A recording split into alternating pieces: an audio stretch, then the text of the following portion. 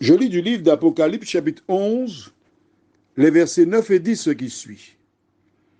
Des hommes d'entre les peuples, les tribus, les langues et les nations verront leurs cadavres pendant 3 jours et demi, et ils ne permettront pas que leurs cadavres soient mis dans un sépulcre. Et à cause d'eux, les habitants de la terre se réjouiront et seront dans l'allégresse. Et ils s'enverront des présents les uns aux autres, parce que ces deux prophètes ont tourmenté les habitants de la terre. Ah, prions. Notre Seigneur, notre Dieu, nous avons vu dans Genèse 20, verset 7, hier, qu'Abraham était un prophète. Dès l'origine, tu as institué des prophètes, Seigneur. Des prophètes appelés à porter la paix, la sérénité. Et là, nous découvrons des prophètes qui ont tourmenté les habitants de la terre. Merci, Seigneur, de continuer de nous éclairer, de nous diriger selon ta parole, et que le Saint-Esprit nous éclaire, nous t'en prions. Au nom de Jésus, pour ta gloire éternelle. Amen. Intéressant, n'est-ce pas? Dans le premier livre de la Bible, Genèse, Dieu parle de prophète. Un homme qu'il a appelé, qu'il a envoyé dans un lieu précis, Abraham. Le dernier livre de la Bible fait allusion à quoi? Des deux prophètes.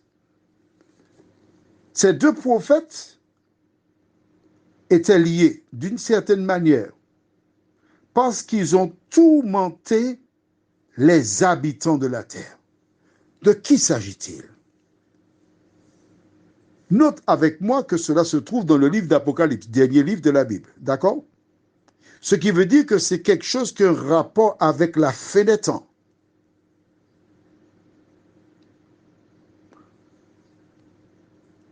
C'est une réalité. Qui sont ces deux prophètes? À la Martinique, nous avons un homme qui est très riche. Et quand on va à l'aéroport, on désire louer un véhicule, on va dans telle compagnie, il y a telle autre compagnie, il y a telle autre compagnie, des noms différents, des structures différentes, mais le même propriétaire. De même, l'ennemi de Dieu, le diable, il a ses prophètes. Il n'est pas un, il a au moins deux.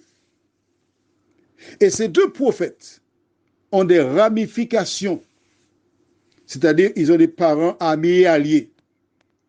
Et à travers leur enseignement, ils ont détourné beaucoup de personnes de la vérité pour les conduire dans l'erreur. La Bible dit ils ont même tourmenté. On va prendre un exemple. Lors du confinement, certaines personnes qui se font appeler bergers, pasteurs, exigeaient qu'on envoie la dîme pour elles. Et j'ai vu, on ne va pas raconter, j'ai vu un qui disait, si vous n'avez pas la dîme, aujourd'hui, j'envoie la malédiction sur vous. Un grand nombre d'individus qui faisaient de la sorcellerie s'étaient bloqués parce qu'ils n'avaient pas les moyens. Qu'est-ce qu'ils ont fait? Ils ont décidé de faire la sorcellerie à travers des mouvements religieux. Ils ont tourmenté.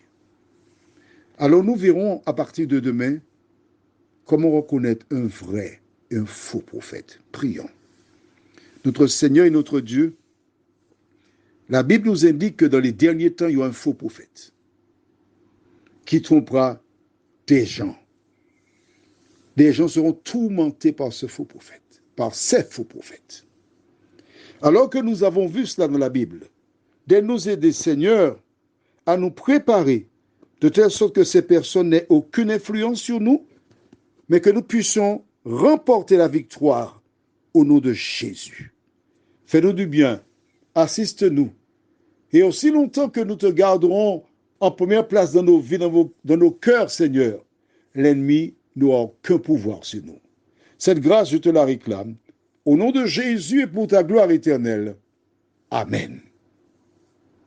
Je te souhaite une bonne journée sous le regard de Dieu.